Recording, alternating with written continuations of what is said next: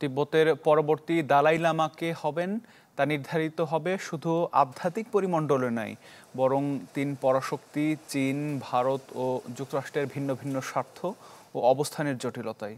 আগামী 6 জুলাই 90তম জন্মদিনে নিজের উত্তরসূরির নাম ঘোষণা করবেন 14তম দালাই লামা। RICL TMX, যুগের পর যুগ স্থাপনা থাকে মজবুত।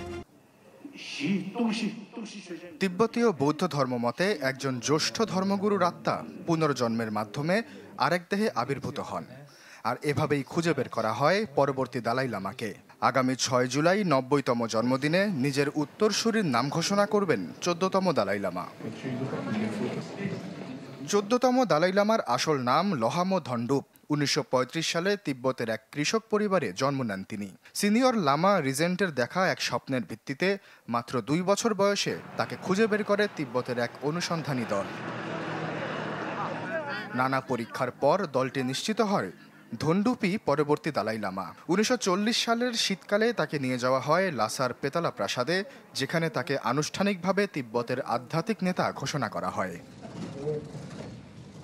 পরবর্তী দালাই লামাকে কি পদ্ধতিতে খুঁজে বের করা হবে তা এখনও জানা যায়নি। তবে 2025 সালের মার্চে প্রকাশিত নিজের আত্মজীবনীমূলক বই ভয়েস ফর দ্য ভয়েসলেসে দালাই লামা জানান, পরবর্তী দালাই লামা চীনের বাইরে জন্ম নেবেন। 1959 সালের ব্যর্থ হওয়া বিদ্রোহের পর চীন ছাড়েন দালাই লামা, আশ্রয় নেন ভারতে।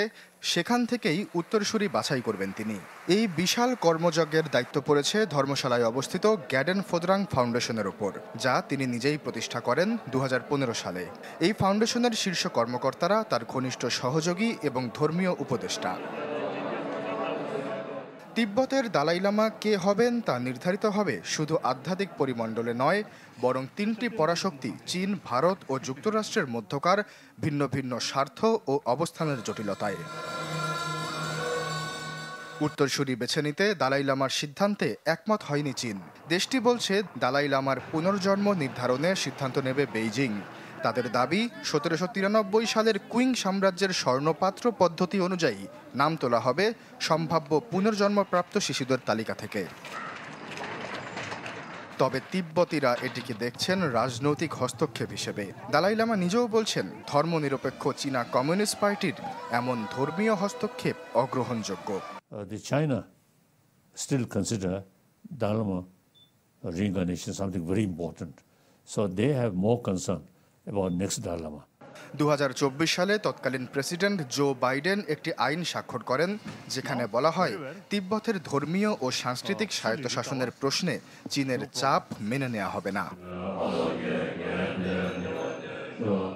আশ্বাস চৌধুরী, চ্যানেল 24।